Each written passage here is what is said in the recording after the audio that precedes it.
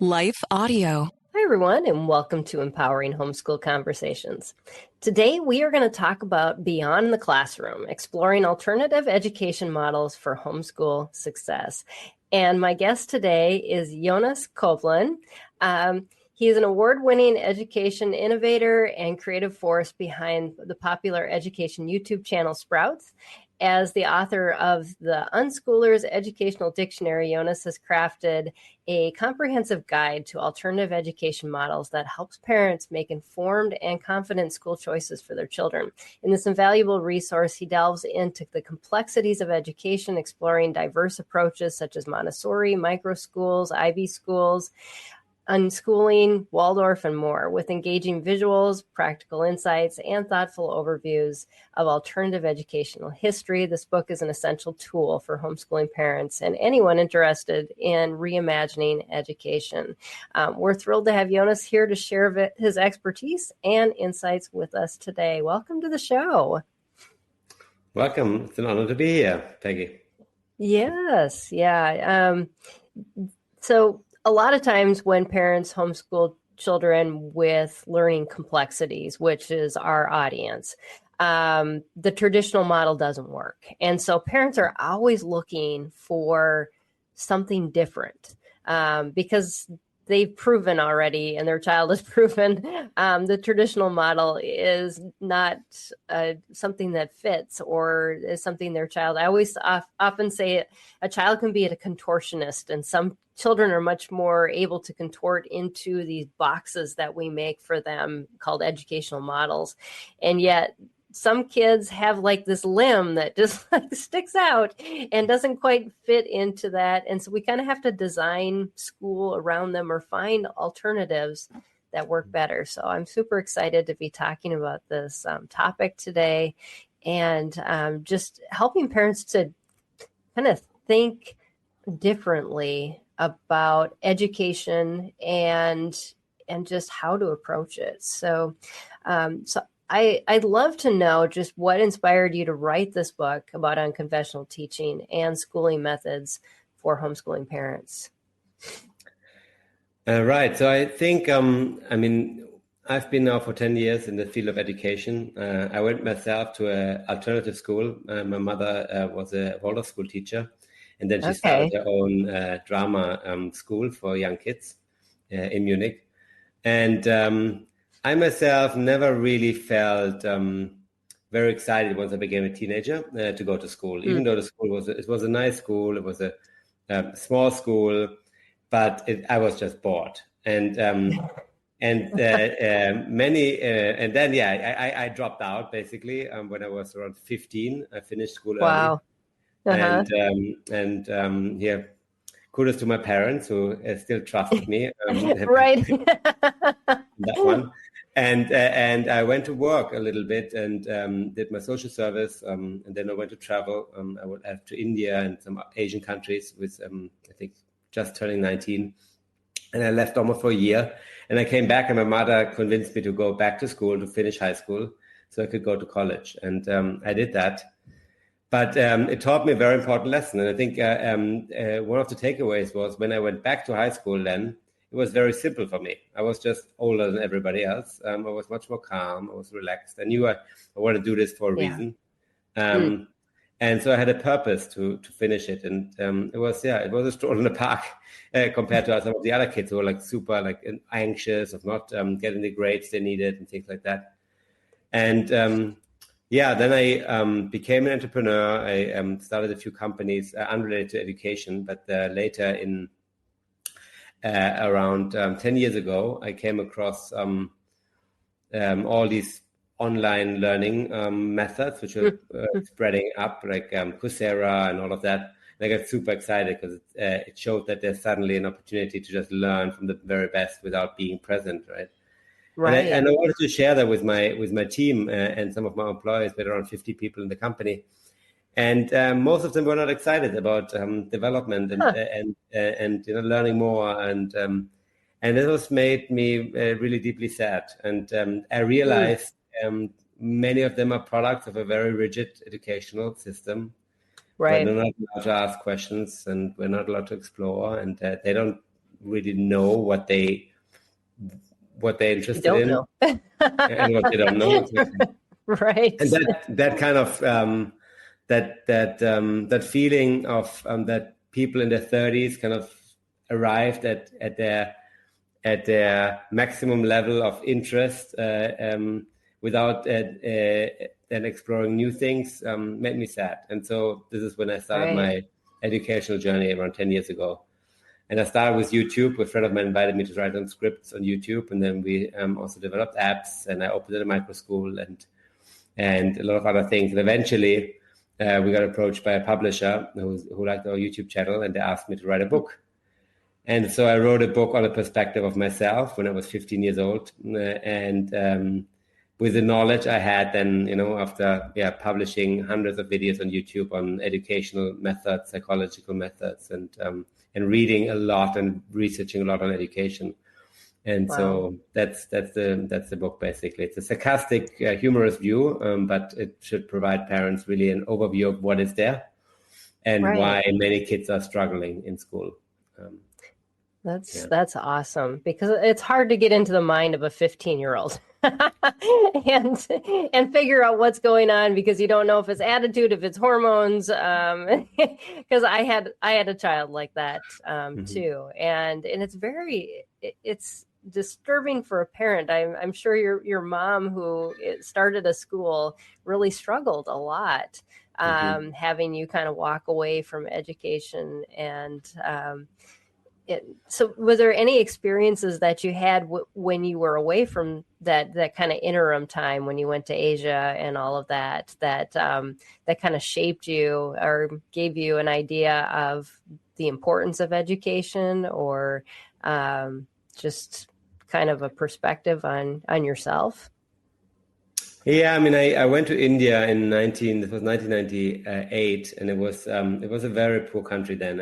I believe it still is quite poor. I haven't been back since, but it was very, very poor. And so I realized what kind of luck I had in life to be born in a country where everybody is relatively well off. I mean, you saw everyday people basically with limbs missing, lying on the street asking for I don't know, $1 or something, and a rupee.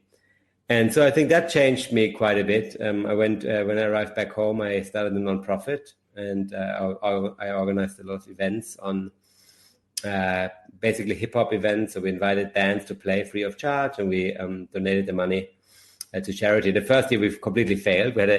We had over 1,000 people coming and paying, but we spent more than we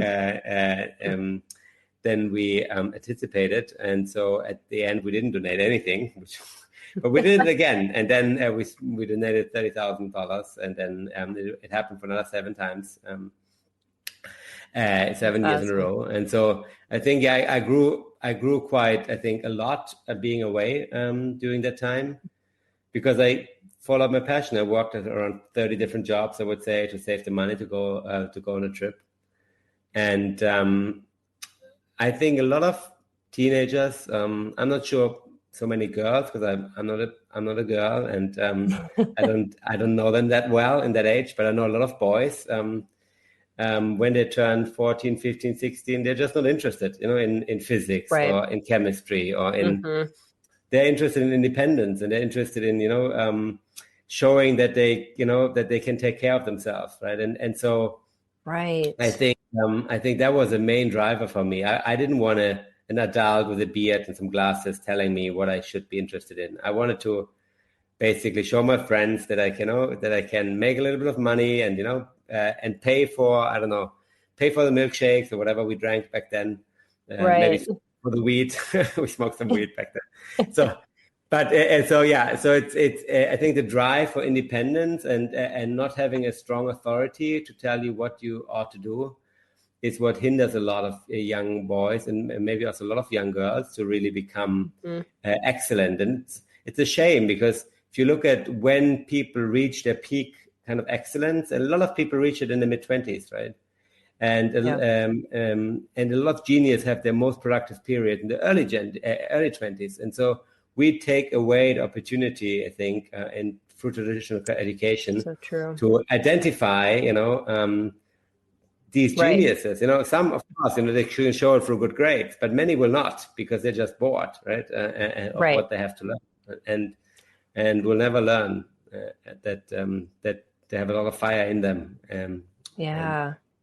So it's so true. Yeah, we kind of beat it out of them with the education system, that drive and that individuality, their ability to be creative and to kind of pull from inside. They're just kind of, spewing out what's put in them. I know my daughter's best experience after high school was not to continue school. She went and did retail for a while. And she had some incredible experiences. She was put in charge of redesigning a whole department at the age of 18. But the perspective that was even better that she took away from that was she came home every night and she's like, I feel so sorry for these managers. They are stuck. They have kids, they have mortgages, all these things that they have to pay for. And so they can't actually pursue something that they want to do because they just have to earn money. And that was probably the most invaluable experience for her, was being around people that, had followed the track. And she's like, I just don't want that. So yeah, I completely agree that that's super, super important. And it's a great perspective for us to give parents when they're thinking about schooling too. So what are some unconventional teaching methods that you discuss in your book that have proven effective for homeschool students who really struggle with these traditional models? We will continue this conversation after a short break. The ship's drifting out of control. Get out of there now. What happened? His cord snapped.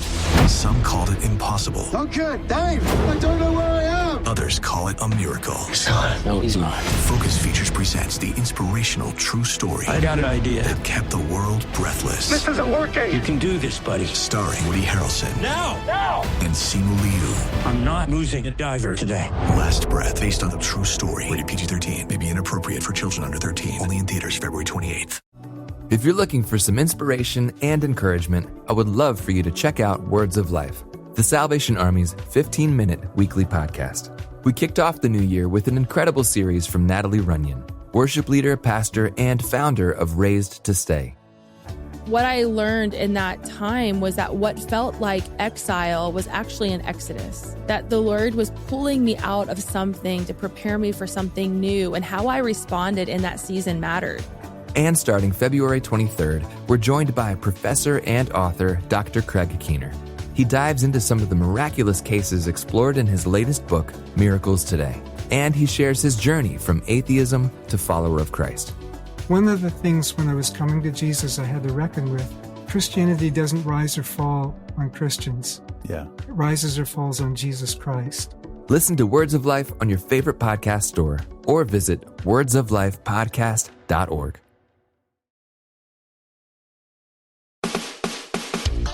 This is Empowering Homeschool Conversations, provided by SPED Homeschool, a nonprofit that empowers families to home educate diverse learners. To learn more, visit spedhomeschool.com. I personally, and I write a lot about that, I'm a very big believer in experiential learning. And I think if it's paired with some social elements, then I think it works on steroids. And I think so. So, for example, if you get a group of young people together and they have to do something, even if they fail at it, but they do it together with a mission, then they will learn a lot of things we cannot quantify later. And, they will not appear in a report because they don't really know what they learn, right? It's like walking. We all learn how to walk, but it's very difficult to describe for an adult to how one walks, right? It's impossible. Absolutely. But I think so. Learning by doing and making it making it exciting. So aligning it with the passions by letting the maybe kids challenge themselves. And I think adults can help create challenges, either by incentivizing them correctly, or by just showing them and connecting them with the right kind of role models. So if you look, for example, at the Erickson theory of development, which has 8 stages, and the very infant is mostly attuned to and also learns the most from the mother, and then it's the family, and then it's the kids around the block, and then it's the kids in school. And when you're a teenager, you mostly learn from your peers and some role models, right? And so if you, for example, let a homeschooling child who is interested in, for example, music, learn from her or his favorite musician, how they do things and how do they did things and how do they, for example, plan their tours, and what does a I don't know, income statement look like from somebody who organizes tours for these artists, then you have the passion, right? And so I think that's really important. I think that's a huge opportunity for homeschooling parents, because they have the flexibility to let their children do that. Yes, yeah, that is so true. Yeah, and another thing I'm a big believer in is if you want to structure it more formally, is the active learning method. And we did a video together with Carl Wieman on this. He won a Nobel Prize in physics before he became interested in education.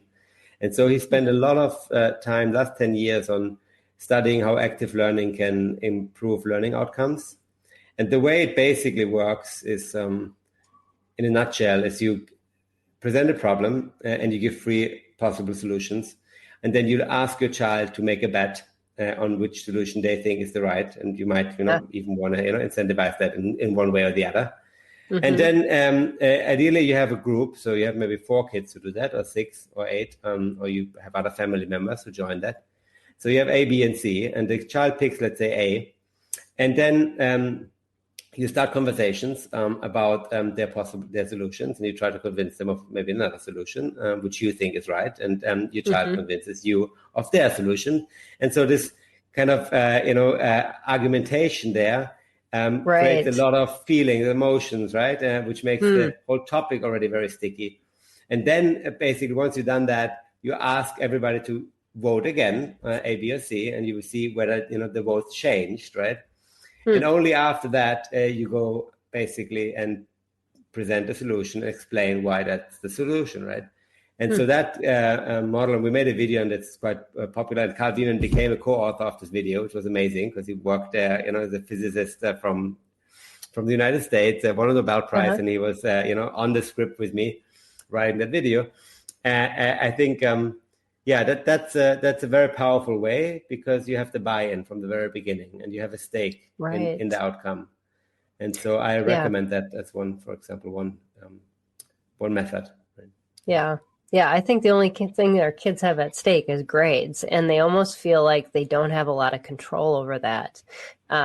It's just somebody's arbitrary way of grading. Even if they write a paper, I still hear my daughter in college coming back, well, I know I wrote it the best I could, but, I don't know what my grade's going to be.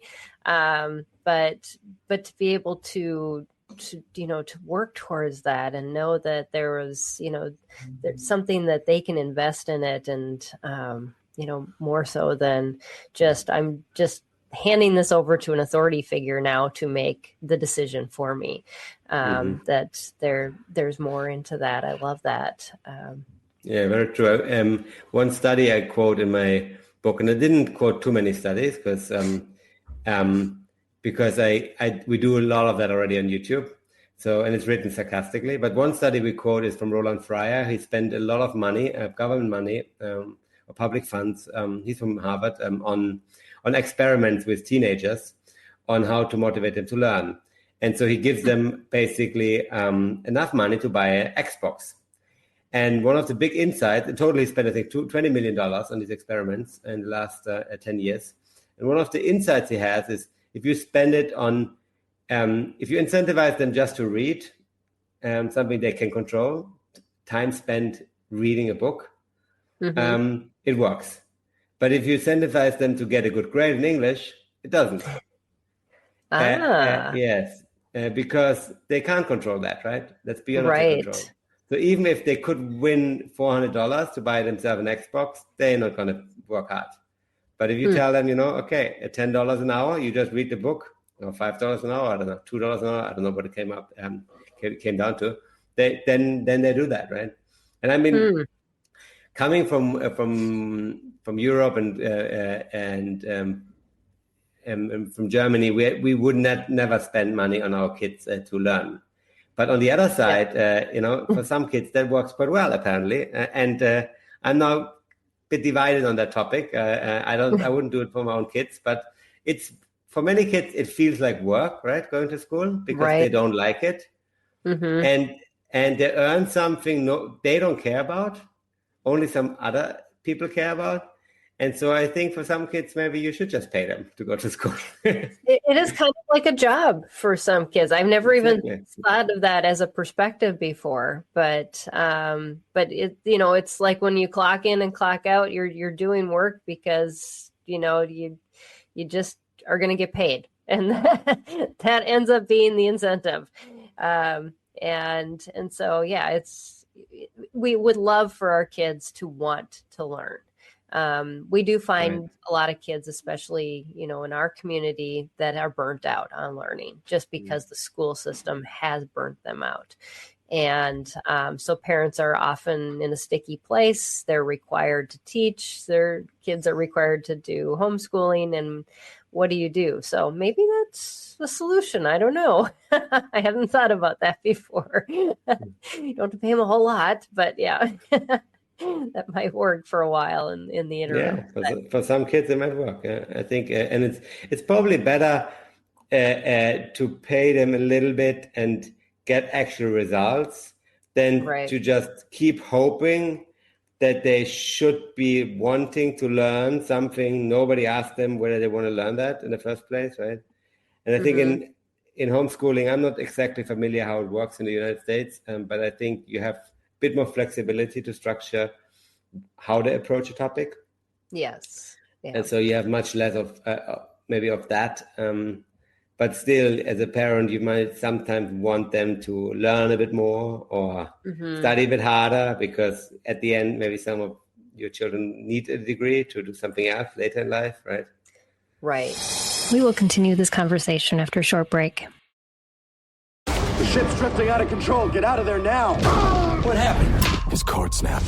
Some called it impossible. Okay, Dave, I don't know where I am. Others call it a miracle. Son, no, he's not. Focus Features presents the inspirational true story. I got an idea that kept the world breathless. This isn't working. You can do this, buddy. Starring Woody Harrelson. Now!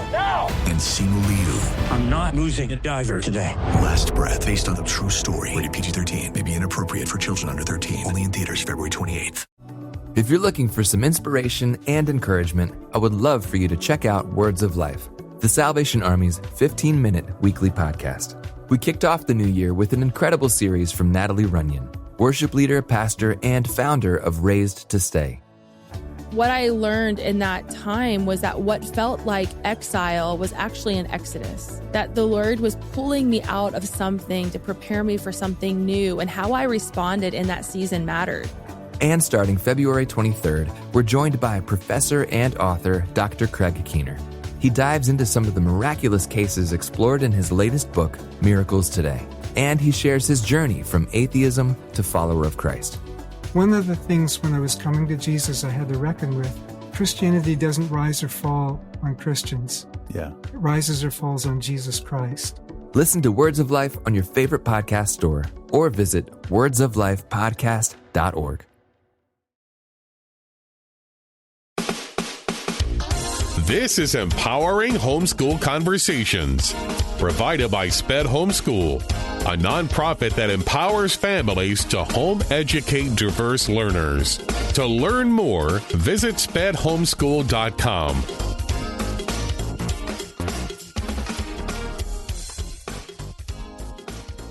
Yeah, and that's the wonderful thing about homeschooling. I know with my kids, each of them had different paths, and so I had different graduation requirements actually for each of my children, and all from the same school, but different graduation requirements, and that's fine because yes, two of mine went to college and one didn't, and so of course the bar was going to be a bit higher, especially one that's an engineer. And yes, he needed to have certain classes.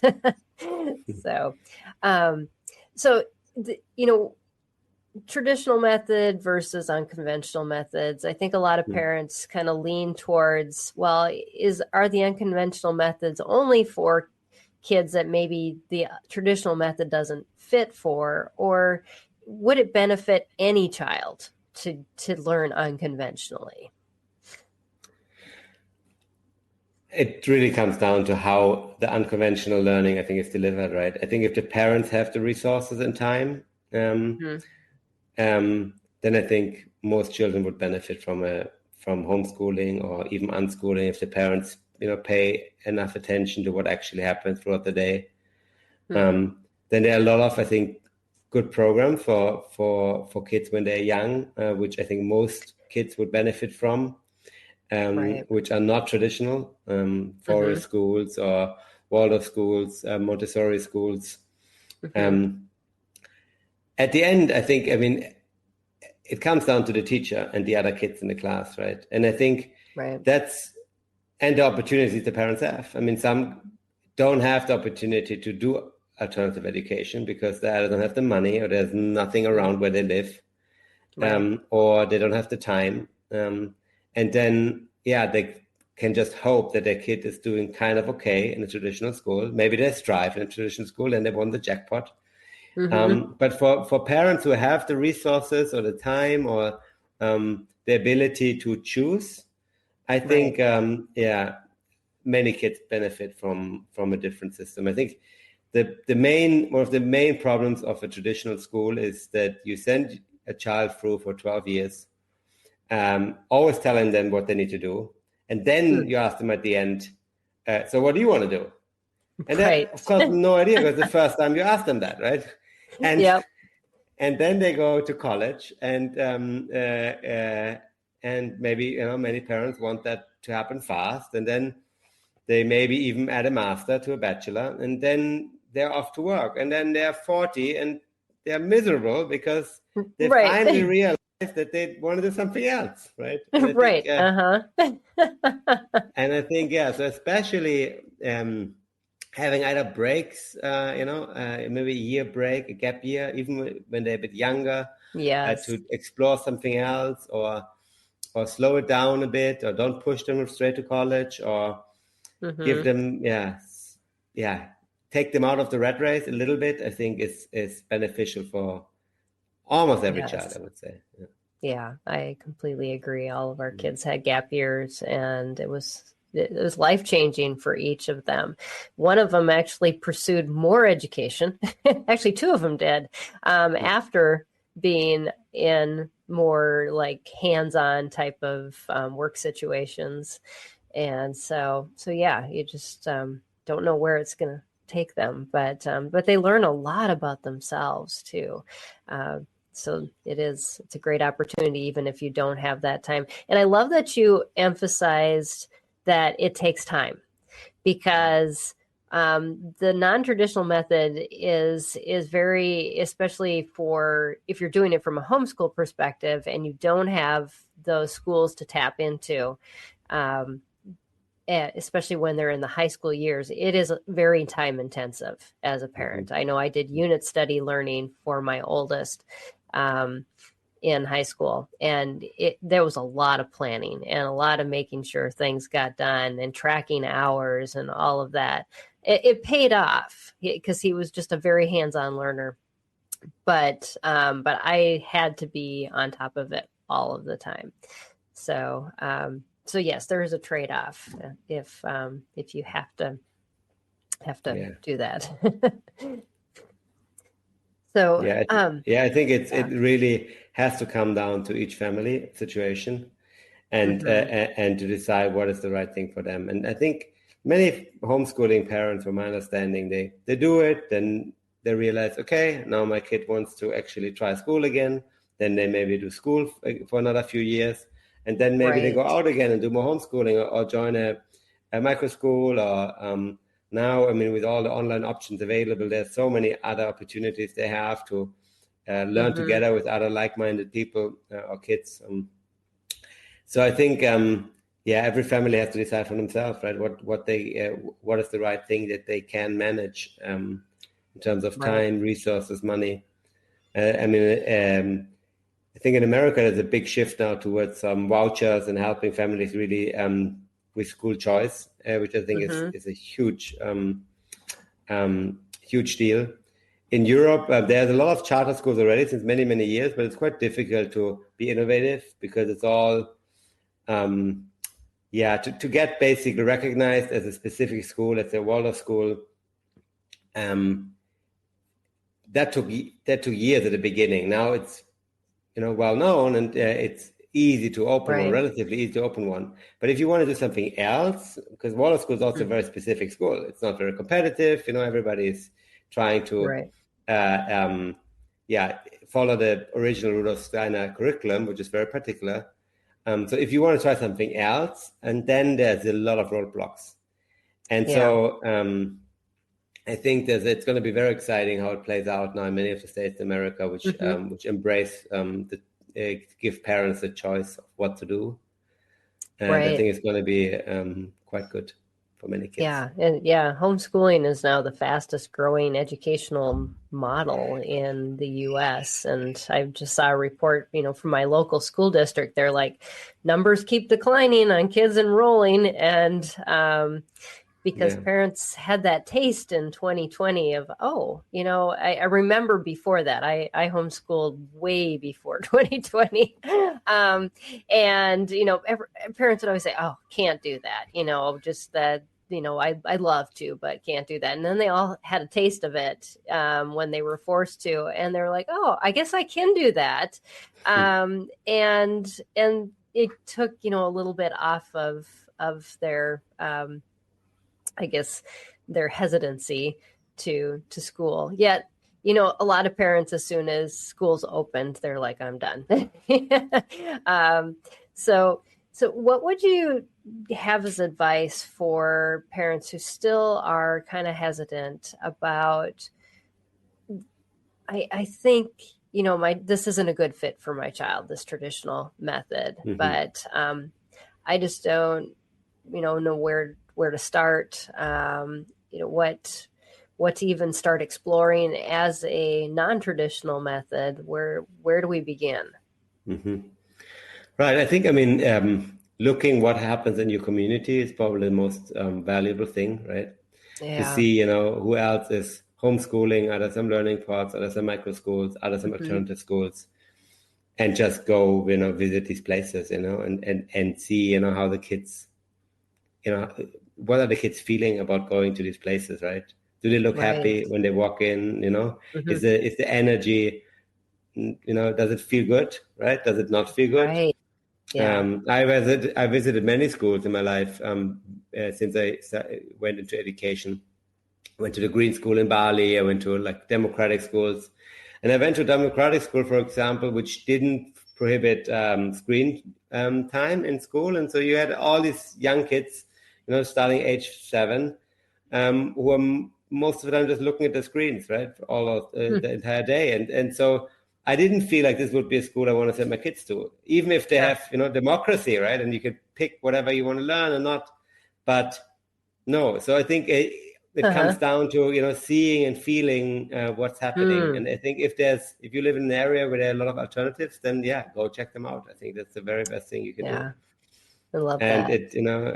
If you have the flexibility to move, look for school, look for community. If you like it, then, move there. Right. Yeah. So many people have, flexible jobs. They can work from home. So why don't you just move your home and, and pick something that, works for your family. The road schooling has become popular too, where people just hop from place to place and learn as they go when they're living their RV. So lots lots of different alternatives for families now that didn't exist before, and just embracing those. That good way to learn. So, and there's no one best way. Would you have to agree with that? That there's right. Yeah, I think think nothing comes to the top. Right. I think, for example, if you are from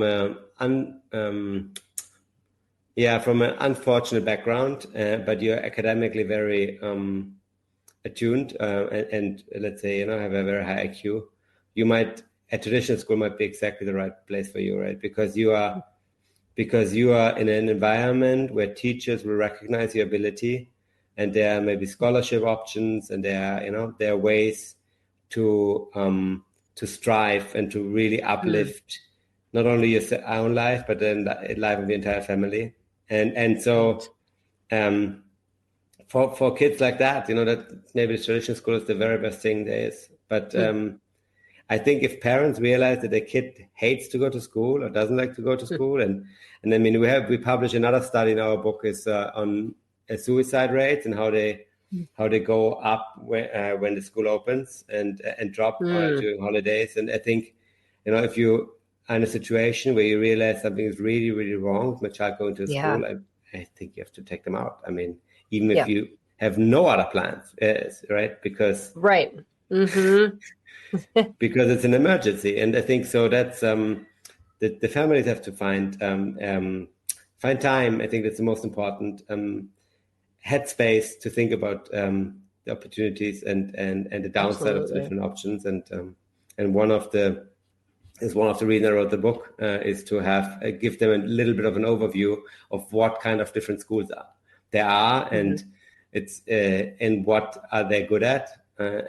We do that with the assumption that the schools really follow the philosophy, because you don't know often. For example, Montessori, anybody can open a Montessori school. There's no trademark or anything like that. So I could open a school tomorrow, call it Montessori, and it would be a Montessori school. But is it a Montessori school? Do I really follow 3 hours of uninterrupted playtime, things like that? Maybe not, right? So I think, we wrote the book under the assumption that the educators or the families who are behind the school, they follow the philosophy as it was developed. Right. And then we advise, what sort of kids fit in what kind of school. So, for example, for Montessori, I think if you have a very introverted child which likes to go really deep on a specific subject, a Montessori school can be very, very good. On the other side, Montessori schools are maybe not that great to teach social skills because compared to Waldorf schools, for example, which are very structured. Many people don't know that, but they're very structured to the minute, and they follow a very rigid curriculum of, okay, in the first grade you work with clay, in the second grade you work with wood, in the third grade you work with fabrics, in the fourth grade you work with and so and all of these activities happen together, and so I think if your child is wants to make friends and be part of a group, then that might be a better choice. Because in a Montessori school, maybe most kids just sit there and go deep into their subjects for 3 hours and not talk much with each other, right? And so it really, these are the kind of just two methods which we explain, and why I think that school might be better for a child which likes certain things as opposed to other things. Right. Yeah. And even in the homeschool setting, you're using a curriculum. That curriculum really dictates a lot that happens in your day. Just because as a parent, you don't have always the time and the ability to create everything from scratch. And so you're following somebody's model. And so it's good to be knowledgeable about these types of things, because you're bringing that structure, you're bringing that philosophy and all of those things into your day, and it does depend on what your child needs. So those are some really good perspectives on just taking that, and good to know that you need what you need to know. Right, exactly. I think, and that's I think one of the other reasons I wrote the book, because I mean, if you're a new parent and you first time have to think about school, let's say your child turns 3 or 4 or 5 or whenever that point is, or 6, you have no idea, even about the words or the vocabulary or what a school consists of. Or, right, exactly. And so that's why I made it a dictionary. So it's, it's from A to Z. For homework, it would say something like, a regular exercise, which helps kids from privileged kids get ahead of those from broken homes. That's the definition. So it's written in definitions to just give parents the different vocabulary they need to go to school, with my perspective from a 15-year-old truant, basically, and the knowledge I now have on education. And so I think, knowing what there is and what you should at least know that you could research more about. I think that's the main the main purpose of the book. We're not exploring deep on the subject. It's just give you an overview of all the concepts on learning theory, on psychology, on alternative education, which we think I think parents should know about. Yeah. Absolutely, yes. There's so much I didn't know. I didn't have any background in education when I first started homeschooling my kids. I had a degree in physics, and I was just forced into it.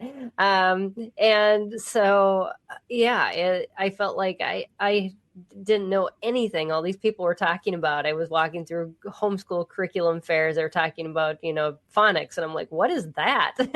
Right, I have no idea. And so, to even, think beyond the subjects and to like whole, schooling models was just very obscure in my brain. So, but yeah, it's really important because it structures your whole teaching methodology and just how you run your day. So, so important. So could you share a success story or personal experience where an unconventional approach significantly benefited a student? Yeah, I mean, there are many famous people who went to Montessori schools. I think, a lot of the tech entrepreneurs and a lot of very famous people and very exceptional people were homeschooled back in the day, right? I mean, it starts from Mozart, then there's Billie Eilish today, then there's Nikola Tesla. There's a lot of, if you look at the list of people who did exceptional things and who are either autodidacts, taught themselves or taught by their parents or by tutors back in the days, it's immense, right? Out of personal experience, besides myself, of course, I know from all of my friends who went to a Waldorf school, who many of them chose a very different career, I think. Very few went into traditional jobs, like going to a bank or working for a big company. Some did, but then they quit. One became a very famous producer. He's regular at the Academy Awards. He didn't win the Oscar yet, but was nominated twice already for his films. He's a very close friend of mine. Another one became also a very good friend of mine. Became first a carpenter and then started his own company, and now he builds amazing homes. And a third one went to Audi, a car company, and then he didn't like it at all, and now he started his own financial service company. And so a lot of them are entrepreneurs, I would say. Not necessarily started right away, but eventually they became very autonomous and independent. And I think that's one of the biggest advantages of learning early, that there are other ways to do things, and that you don't need to follow the rules all the time. And I think that then basically becomes a topic for your life. I mean, for some it maybe it doesn't work out that well, right? But on the other side, I think many of them, from personal experience, people I know, it did them very good. Yeah. Lessons I wish I had learned now that I own 2 companies myself. That's where, you find your sweet spot, but you wish you wouldn't have found it till you turn your 40s and 50s. But yeah, it's amazing just to kind of see how students now that had been homeschooled that I'm bringing on and hiring into my businesses, just their perspectives and how differently they look at life versus how I was brought up, and the ability to just, rely more on their own understanding and not feeling like somebody has to be telling them all the time what to do. They're always, interjecting and have ideas and really thinking instead of just saying, well, what do I do next? So I love that.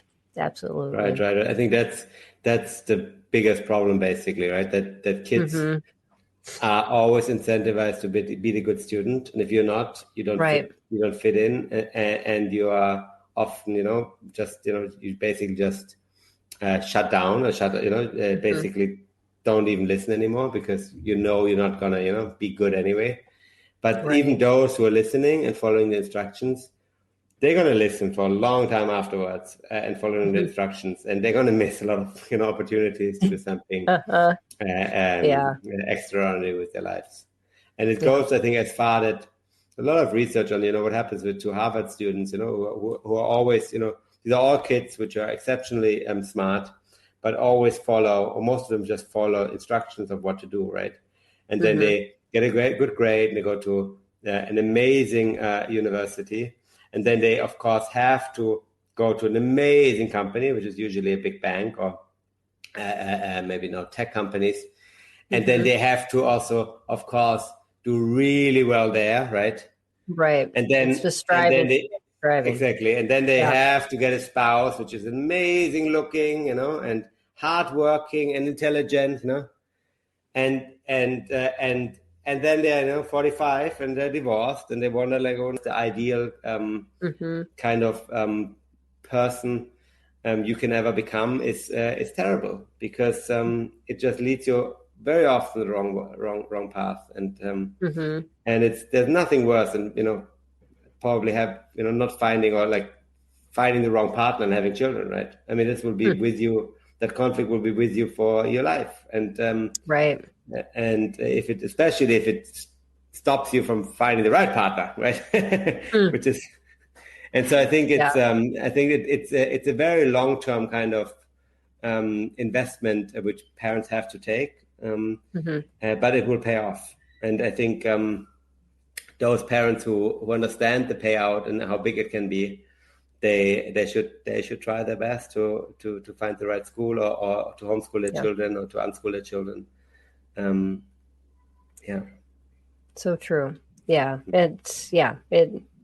can't let life just slip through your fingers or your kids' fingers, and I think that's we are setting them up in traditional models to eventually fail, because we make it look like if you just follow these steps, everything works out. And I remember, my dad telling me that too. It's like, get your degree, get your job, don't rely on anybody. That's how I was raised. And yet it's all about relationships, and it's not about always following the rules, and and that's life. It was a big letdown when you realize it doesn't work. So what trends do you see emerging in the realm of homeschooling and unconventional education in the coming years? Yeah, I think, there's a huge drive towards, micro schools at the moment, mainly in the US, but also in other countries it's coming. In China, for example, you have a massive growth of Waldorf kindergartens, because parents realize it's not it's not worth it to send your kids off too young to compete for the most precious kind of spots in the universities. In India, that's hopefully happening soon too. It's a very competitive educational system. Yeah. I think what happens globally in countries which follow the British or the American system is that you will have, and there are a lot of Asian countries, for example, which follow the British system or the American system, but mostly more the British. You will have specialized middle and high schools coming, I think, because you already start to realize what the kids like, and what they not like so much. And because you can specialize quite early. For example, in the British system, you can specialize from the GCSE. It's around age 14. So let's say grade 10, you can pick 5, 6, 7 subjects of your choosing. For example, only in the sciences, or only in business, or whatever you are interested in, and then also do your A levels there. And so in the US, I think that's partly as well possible. And so I think you will have schools which focus on specific interests, and then develop exceptional programs to help kids understand these concepts and get good or passing grades. And because they pull the kids together and they all have the same interest, they learn better.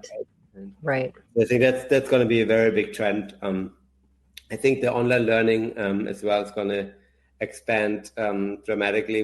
Now everybody learned how to use Zoom and how to do online meetings through COVID. But it's still in the infancy of how to deliver an online classroom in a very active way. But it's coming slowly. So there's a company called class.com,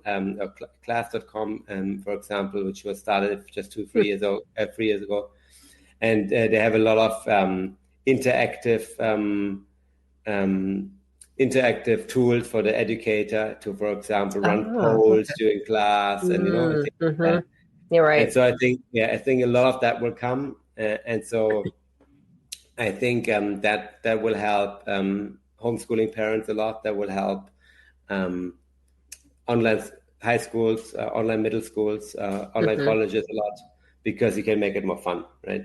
Right. It's not just listening and maybe debating, but it's also polls. Maybe there are games within the class. Right. There's stuff like that. And so I think that's going to happen.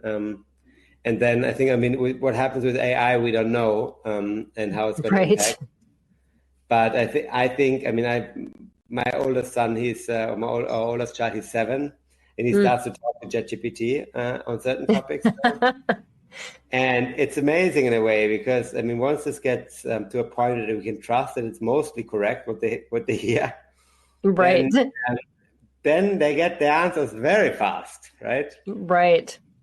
And probably faster than what the teacher needs time to think about the question, and get the right answer, right? And so right.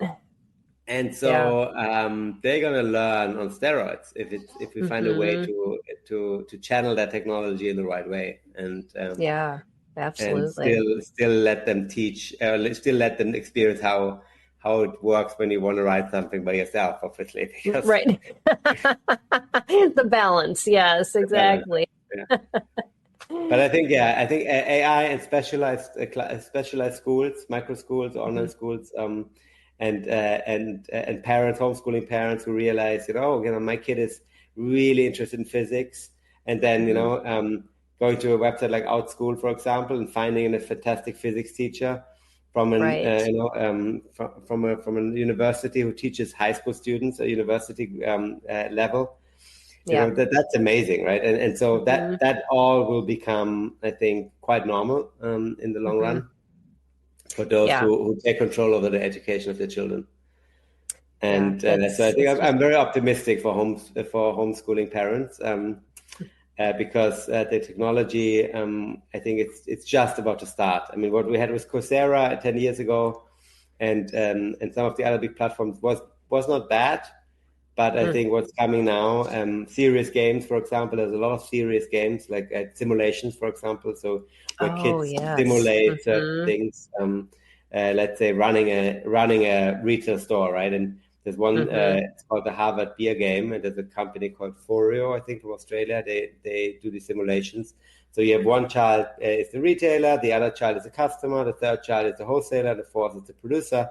And then, the beer becomes famous because a celebrity endorses it, and then the retailer orders a lot, and the wholesaler orders even more, and the producer orders even more, and basically it takes an hour with 4 players, and at the end, you count your stock, and because the demand drops again, and you are left, most of them are left with a lot of stock, right? And most of the players, the company which has the least stock is the winner. And so it's just one example of where you can make learning really engaging, and you teach a lot on supply chain and supply demand and how celebrities impact trends and so that I think parents who have the resource and the time to look for these kind of things, I think they can really nowadays, and especially in this near future, benefit a lot from these developments.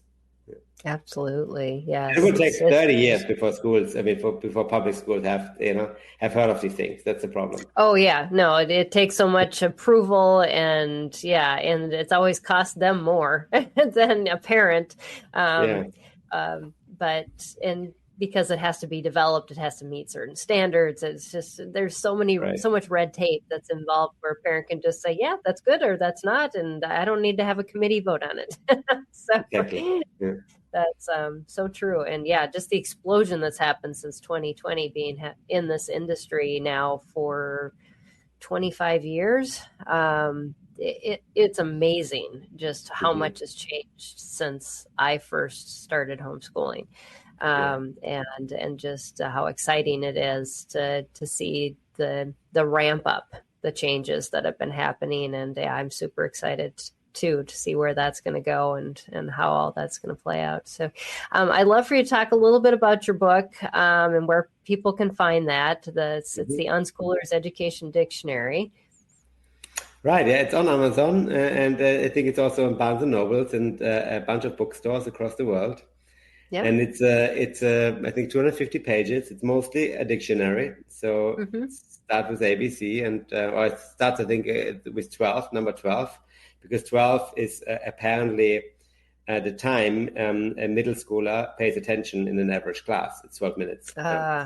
Okay. And so it's some consider very short, some are a bit longer. And we also write about attachment theory and how it impacts learning, and Piaget and Erikson, and so this is the first section of the book, and then at the end we talk about alternatives.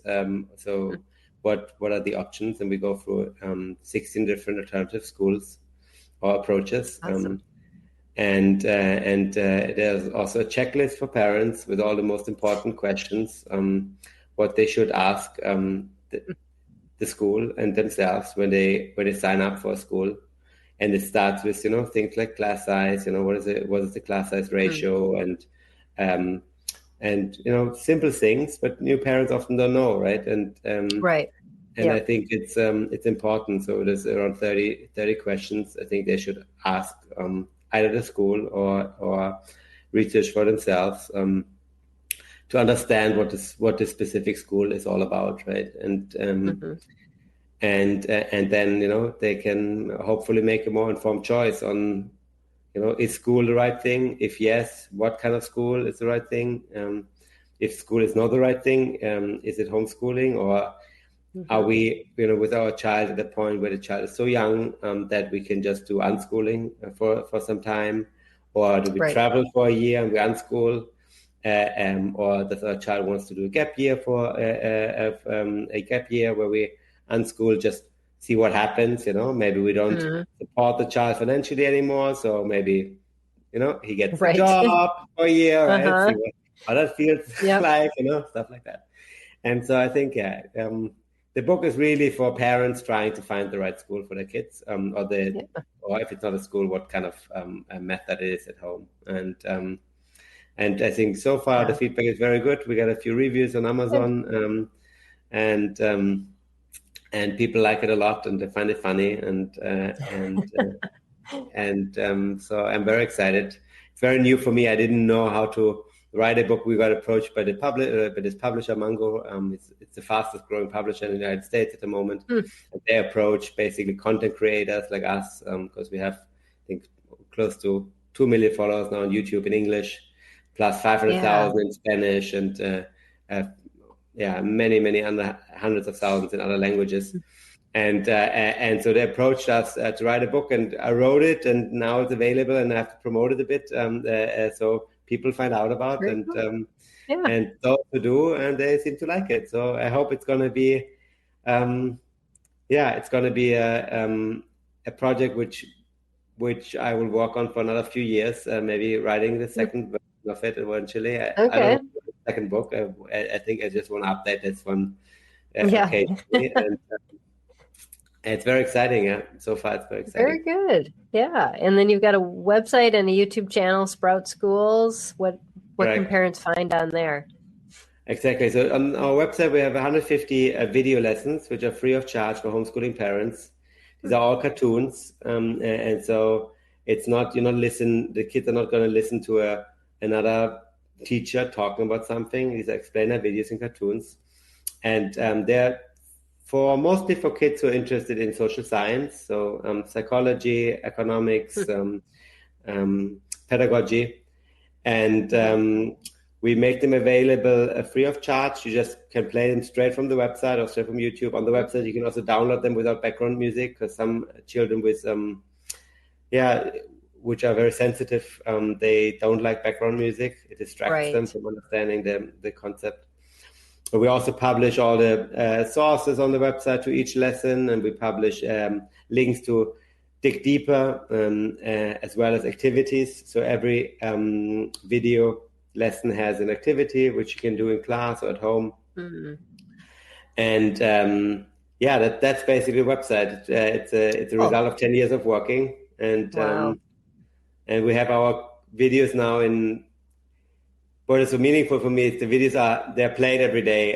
We have around 100,000 views every day. But what is amazing to see is that they are mostly played during school hours, and that they're also incorporated by many universities. So we can see through the analytics who is playing them, and we have tons of universities and schools using them in class to basically get the initial interest in the subject through a cartoon. And so that's what you can find on the website. Yeah, that's very rewarding, just to know that people are using your materials and benefiting from them. Well, thank you so much today for doing this interview and sharing with us. It's been insightful, delightful, and I know our time difference is quite dramatic, so we had to kind of schedule around both of our schedules, but it was well worth it. So thank you so much, Jonas, for your time and for all that you do. It's thank you, Peggy. It was an honor to be here, and thank you also for waking up so early to make this call possible. Really appreciate Absolutely. It was definitely worth it. And thank you all for joining us. Next time, we're going to talk about unlocking sensory success. I'm helping your unique learner thrive at home. We're going to be talking about some sensory blocks that sometimes kids have when in learning and how to get around those. So you'll want to join us for our next show about that. Until then, thanks everybody. Take care. God bless. And we'll see you next time. Bye, everyone.